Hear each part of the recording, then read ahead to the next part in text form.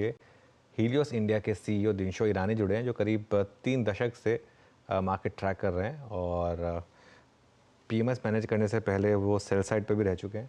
तो उनसे समझते हैं कि इस समय मार्केट में क्या व्यू बन रहा है। दिनशो जी, गुड मॉर्निंग।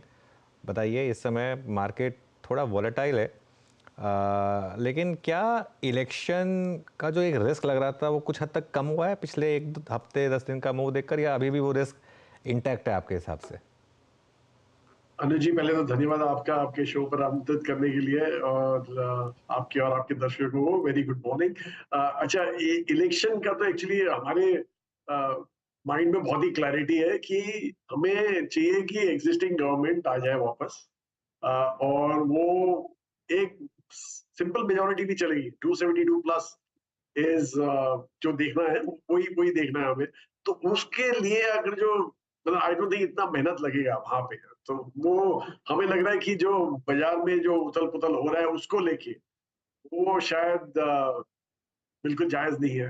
आई थिंक हमारे दिमाग में क्लैरिटी है कि एनडीए आ जाएंगे, और प्रॉब्ली द ओल्ड पॉलिसी जो है वो कंटिन्यू रहेंगी, और उसके चलते हमें लग रहा है कि थोड़ा स्टेबिलिटी रहेगा। सो ये एक चीज गिवन है। लेकिन दूसरी जो प्रॉब्लम हमें जो लग रहा है बाजार में आज की तारीख में है, वो है एक तो लिक्विडिटी कंस्ट्रेंट, क्योंकि काफी एफआईआईज मूव आउट कर रहे हैं, बिकॉज चाइना जरा ज्यादा अच्छे रिजल्ट दिखाने लग गया और बहुत ही सस्ता है as compare to India. In fact less than half the valuation of India China trade कर रहा है वहां पे। तो इसलिए लग रहा है कि उनको एक तो ये पॉलिटिकल अनसर्टेनिटी नहीं देखनी है एफआईआईज को, इसलिए वो थोड़ा मूव आउट करके वहां जा रहे हैं। और दूसरा जो है वो क्वार्टरली नंबर्स है, वो शायद थोड़े डिसअपॉइंटिंग आ रहे हैं आज की तारीख में। इतने बढ़िया नंबर्स नहीं है, टॉप लाइन तो बिल्कुल ही नहीं है, ड्राई अप हो गया टॉप लाइन। तो बॉटम लाइन जो ग्रोथ आ रही है वो मेनली सिलेक्ट पॉकेट्स में आ रही है। तो ये सब जो है वो अच्छा नहीं है बाजार के लिए। ऑब्वियसली ये 1.5 महीने का जो सीजन पॉलिटिकल चल गया वो भी काफी लंबा चल गया है। तो आगे चल के तो हमें लग रहा है कि India, like medium term to long term, India comparison जैसा ग्लोबली आपको दिखेगा नहीं, given the kind of growth that we are going to see हमारी जीडीपी। ओके, अच्छा, अब यहाँ से कुछ अगर थीम्स की बात की जाए, एफएमसीजी पर इन पर्टिकुलर क्या व्यू बनेगा? क्योंकि पिछले 1 हफ्ते 10 दिन में रूरल फेसिंग स्टॉक्स ने आउट परफॉर्म करना शुरू किया है। एक एक्सपेक्टेशन है कि शायद इस बार अबव एवरेज मॉनसून भी आ जाए। जी, एक्चुअली एफएमसीजी जो अभी आज की तारीख में रिजल्ट देखेंगे आप क्वार्टर के, तो वो तो बहुत ही बिल्कुल ही डिसअपॉइंटिंग रिजल्ट्स थे। इनफैक्ट अगर आप कट्स देखें उनके अर्निंग्स में आफ्टर द रिजल्ट्स, 4 से 5% अर्निंग्स कट्स आए हैं करंट ईयर के और अगले साल के वगैरह। तो इट वाज ऑब्वियस कि रिजल्ट इतने बढ़िया नहीं थे, इसलिए एनालिस्ट ने काफी कट लिए हैं। तो दैट वाज वो एक ऐसा एफएमसीजी सेक्टर था जो काफी डिसअपॉइंटिंग था नंबर्स वाइज मार्च के।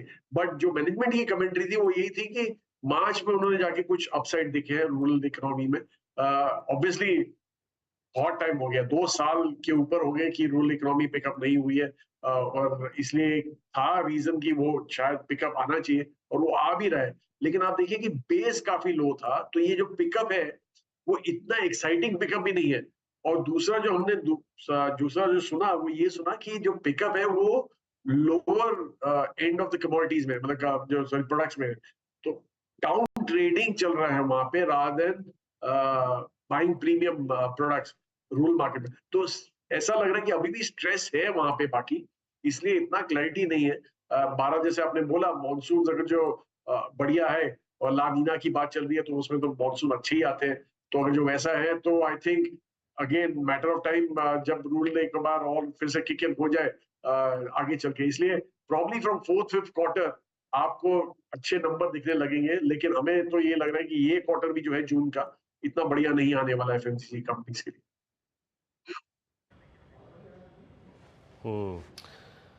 आज दिनशॉ सर की जो आई थिंक बातें हैं वो थोड़ी सी मायूस करने वाली हैं। एक तो इनको अर्निंग्स बहुत अच्छी नहीं लगी, टॉप लाइन थोड़ा ड्राइड लगा, और जो एक और बात आपने कही, नहीं खैर ठीक है, ऐसी बात नहीं, जो सत्य है सत्य है। आपने जो बात कही कि एफआईएस का पैसा चाइना के मार्केट में जाता हुआ, हैंगसेंग को देखिए आपने बीते 2 महीने में स्ट्रॉन्ग परफॉर्मेंस दी।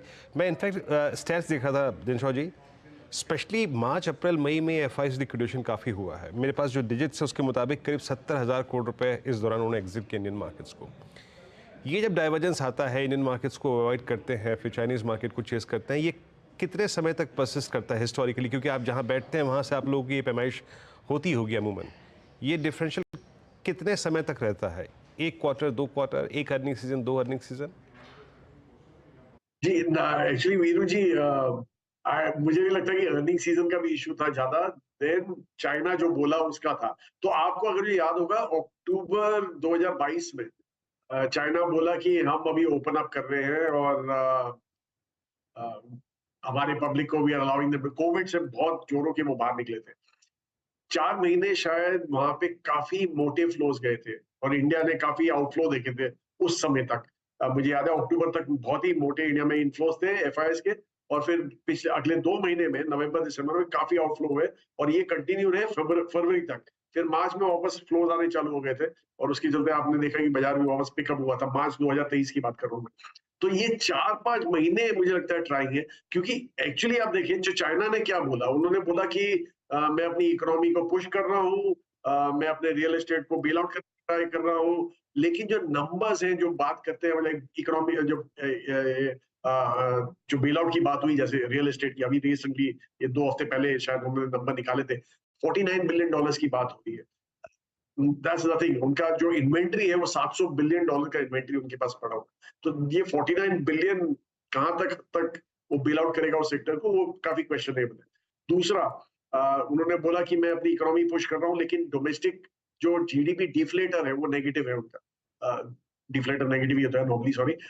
तो इधर आप देखें तो इट्स ऑब्वियस है कि जो डोमेस्टिक डिमांड है वो इतनी पिकअप नहीं हो रही है वहां पे। तो इट्स ऑब्वियस कि वो पुश करने की ट्राई कर रहे हैं एक्सपोर्ट मार्केट में। तो ये सब जो स्टोरियां हैं वो एक हद तक चल सकती है, और वही हुआ जैसे मैंने बोला, 4-5 महीना प्रॉब्लम आपको दिखेगा बिफोर। और हमें तो ऐसे एक्चुअली लग रहा है कि एक बार रिजल्ट्स आ जाए हमारे इलेक्शन के, budget out of the way हो जाए, तो वापस आपको ये हमारे डोमेस्टिक मार्केट में एफआईएस के फ्लोज दिखने चालू होंगे। बिकॉज जैसे मैंने बोला कि अगर जो आप इतना बढ़िया ग्रो करने वाले हैं, आगे चल के अपना जीडीपी एक्सपेंशन इतना होने वाला है, तो इग्नोर नहीं हो सकता। India can not be ignored by any other big player in the FII space. Okay, चलिए थोड़ा सा ये इंस्टीट्यूशनल मनी पर और उसके फ्लो पर आपका एक वीडियो था। अभी आपने अर्निंग सीजन की बात करी, बट उसी अर्निंग सीजन में एक स्पेस ऑटो, दिनशॉ जी, आपने इस बार एमएनएम के नंबर्स देखे होंगे, उनके मार्जिन्स को देखा। एक और बात है इन कंपनियों के, चाहे वो आप मारुति देखें, चाहे टाटा मोटर्स देखें या एमएनएम देखें, इनके लॉन्चेस बहुत स्ट्रॉन्ग रहे हैं बीते 1.5 साल में, 2 साल में। अभी एमएनएम एक नई लॉन्च लेके आया करीब 1500 सीसी के सेगमेंट में। ऑटो पे आपका व्यू क्या है? ऑटो को आप कैसे देख रहे हैं इस वक्त? पैसेंजर व्हीकल सेगमेंट को, टू व्हीलर सेगमेंट को, या फिर ऑटो एंसिलरी स्पेस को? देखिए, टू व्हीलर स्पेस पहले तो उसकी बात करते हैं, सबसे इजीएस्ट वही है, क्योंकि वहां पे एक मोटा टिप आया था डिमांड में, और वो आई थिंक बिकॉज ईवीज जो थे वो काफी हद तक उनका मार्केट शेयर ले गए थे, तो वो डिप से थोड़ा पिकअप दिखाया आपको। और आई वाज टोल्ड कि ये इस टाइम जो गर्मी के सीजन में, जो शादी का सीजन था, उसमें काफी अच्छा ऑफटेक भी हुआ है टू व्हीलर्स का। तो इसलिए अभी भी आजकल काफी ड्रिवन होता है मैरिज सीजन से चलते। तो एनीवे, तो उससे अच्छा पिकअप हुआ है, लेकिन हमें लग रहा है कि यहाँ पे लिमिटेड स्टोरी है, क्योंकि जो इलेक्ट्रिक व्हीकल्स है टू व्हीलर स्पेस में, वो काफी हद तक कम्पीट करेंगे। और वही एक लेसन है जो हमें दिख रहा है पीवी स्पेस में, पैसेंजर व्हीकल स्पेस में भी। हमें तो ऐसे लग रहा है कि आज की, आपने by the way Tata motor की जो जिक्र किया आपने, का रिजल्ट अच्छा था, लेकिन जो मैनेजमेंट कमेंट्री थी वो काफी सबड्यूड थी, क्योंकि इट्स ऑब्वियस कि वहां पे भी उन्होंने ग्लोबली, जो by the way Tata motor के मेन नंबर जेएलआर के ही थे, और जेएलआर में जो नंबर अभी आगे चल के दिख रहे हैं वो काफी कंस्ट्रेंट दिख रहे हैं, क्योंकि उनके पास ईवी पोर्टफोलियो नहीं है आज की तारीख में। हाइब्रिड पोर्टफोलियो है, लेकिन इतना बढ़िया नहीं है। तो उसके चलते वहां पे उनको दिख रहा है कि कोलैप्स आएगा उनके वॉल्यूम्स में। तो उसके चलते उसके बाद टाटा मोटर नीचे आया था। एनीवे, तो यही जो मैं बोल रहा हूँ, वही प्रॉब्लम होने वाली है ये स्पेस में। बहरहाल, जैसे आपने एमएनएम की बात की, MNM mainly I think SUV space में काफी स्ट्रांग है, तो इसलिए वो शायद ठीक रहे, लेकिन मैटर ऑफ टाइम है कि ऑटो स्पेस में जब तक ईवी का ओवरहैंग रहेगा, आई डोंट थिंक ये सेक्टर इतना बढ़िया करेगा। हमें तो एक्चुअली ये लग रहा था कि मार्च क्वार्टर शायद एक पीक क्वार्टर था और इसके बियॉन्ड आपको डिसअपॉइंटमेंट ही देखेंगे ऑटो स्पेस में। बिल्कुल। मेटल्स में आप पार्टिसिपेट कर रहे हैं क्या आप दिनशॉ जी? मतलब इवन अगर शॉर्ट टर्म स्ट्रैटेजिक कॉल ही लेना हो यहाँ पर तो? जी जी, प्रॉब्लम मेटल्स का जैसे मैंने बोला कि जैसे ही चाइना पे जा लाइक आई डोंट नो, आपने शायद ये भी देखा होगा कि यूएस ने एंटी डंपिंग ड्यूटी लगाना चालू कर दिया चाइना पे। इनफैक्ट चाइना प्रोडक्ट इनफैक्ट उनके ईवीज में जो 25% ड्यूटी थी वो बढ़ा के उन्होंने 100% कर दी है, क्योंकि जैसे मैंने बोला चाइना में तो डिमांड है नहीं, तो वो शायद पुश कर रहे हैं एक्सपोर्ट मार्केट में। तो ये सब अगर जो इफेक्ट होगा तो ऑब्वियसली मेटल स्पेस में काफी हद तक नमी आ जाएगी उसके बाद, क्योंकि आज की तारीख में मेटल रैली इसीलिए कर रहे हैं कि लोग देख रहे हैं कि चाइना में ग्रोथ आ रही है, तो इसलिए अच्छा लग रहा है। पर हमें नहीं लगता कि ये ज्यादा सस्टेन होगा, इसलिए हम एक्चुअली आज की तारीख में पार्टिसिपेट भी नहीं कर रहे इसमें। हमें लगता भी नहीं कि ये पॉप जो आया है आपके मेटल स्पेस में वो ज्यादा हद तक लास्ट आउट करेगा। So we are not participate. Okay, बिल्कुल। अच्छा, एक तो चीज़ और पूछनी थी आपसे। क्या अब समय आ गया है कि थोड़ा सा व्यू चेंज किया जाए और बैंकों में अब फोकस किया जाए सेकंड टियर बैंकों पर? आई नो आपका काफ़ी पॉजिटिव व्यू रहा है एचडीएफसी बैंक जैसे स्टॉक्स पर, लेकिन क्या अब थोड़ा ज़्यादा आपको मोमेंटम इस समय दिख रहा है पीएसयू बैंकों में या बाकी के सेकंड टियर प्राइवेट बैंकों में? सो अनुज जी, एक्चुअली पीएसयू बैंक तो जैसे कंसोलिडेशन काफी हुआ है। मतलब 27 बैंक में से अभी सिर्फ 12 या 13 बैंक रह गए हैं आज की तारीख में, पीएसयू में 12 बैंक रह गए। तो इट्स ऑब्वियस कि गवर्नमेंट का फोकस काफी था उधर, और उसी के चलते हमें भी थोड़ा एक्साइटमेंट हुआ है और हमने भी एक्सपोजर लिया थोड़े पीएसयू। 2 ही पीएसयू बैंक है हमारे पास, तो उनमें हमारा एक्सपोजर है। लेकिन ओवरऑल जो फाइनेंस स्पेस है, बैंक्स को आप इंक्लूड करें उसमें, तो वो हमें लग रहा है कि काफी वाइब्रेंट होने वाला है आगे चल के। क्योंकि आप अगर जो जैसे हमने बोला कि हमारी जीडीपी 5 ट्रिलियन होने वाली है अगले 2-3 साल में, तो अगर जो वो ऐसा होने वाला है, तो आप ऐसी इकोनॉमीज देखें जिन्होंने ये किया था पहले, तो वहां पे फाइनेंशियल्स ने बहुत ही बढ़िया परफॉर्मेंस दिया था उस समय। इनफैक्ट आपको याद होगा वॉरेन बफेट जी ने जो मेजर पैसा कमाया था वो फाइनेंशियल में ही कमाया था 70s में। तो वो आप देखें तो हमें तो लग रहा है कि ये स्पेस इतनी बढ़िया होने वाली है आगे चल के इंडिया के लिए, इसलिए इतना एक्साइटमेंट हमारे बीच में कि हमने ऑलरेडी एक अप्रूवल ले लिया है और हम वेरी शॉर्टली एक फाइनेंशियल सर्विसेज फंड लॉन्च करने वाले हैं। क्योंकि जो ऑप्शंस भी है मार्केट में काफी बढ़ गए हैं। अभी बैंक्स तो पहले से ही थे, प्राइवेट और पीएसयू, पर अभी आप दूसरे जो एनबीएफसी स्पेस में जो देख रहे हैं, सर्विसेज स्पेस में देख रहे हैं, बहुत ही ज्यादा ऑप्शन आ गए। अपने स्टॉक एक्सचेंजेस भी लिस्ट हुए हैं हमारे बोर्सेस पे, या तो ब्रोकर्स हैं, वेल्थ मैनेजर्स हैं, मॉर्गेज कंपनीज हैं, क्रेडिट कार्ड कंपनी। तो इसलिए हमें लग रहा है कि ये स्पेस में काफी वाइब्रेंसी रहेगी आगे चल के, और इसलिए ये जो 4 साल पिछले 4 साल का अंडर परफॉर्मेंस है वो वेरी शॉर्टली हमें लगता है कि टर्न होने वाला। अच्छा सर, दिनशॉ सर, इस दौर में बीते 3 महीने में एक चीज़ जो कि बाजार के फेवर में थी, हालांकि आई मीन इस बार ईरान में जो दुर्घटना घटी वो कतई अच्छी नहीं थी, लेकिन फिर भी सारी जो पॉलिटिकल टेंशन्स के बीच में क्रूड की रियलिटी जो रही, आई मीन 80-82 की ट्रैजेक्टरी में इसका बहुत वाइल्ड तरीके से 90-95 पे ना जाना या फिर सिंक भी ना होना 74-75 के जोन में, लेकिन 82 पर क्रूड की स्टेबिलिटी आपको इस वक्त ओएमसीज पर क्या व्यू रखने को कहती है? आई मीन ओएमसीज जिसमें हमने इनके करियर का सबसे स्ट्रॉन्ग मूव देखा पिछले 4 महीने में, अभी आपका व्यू क्या है? जी, एक्चुअली हमारा ओएमसीज में काफी हद तक व्यू चेंज हो गया था, लास्ट ईयर ही चेंज हुआ था। क्योंकि हमें लग रहा था कि पीएसयू स्पेस में एक जो कैश काउ हो सकती है गवर्नमेंट ऑफ इंडिया के लिए वो ओएमसीज ही थी।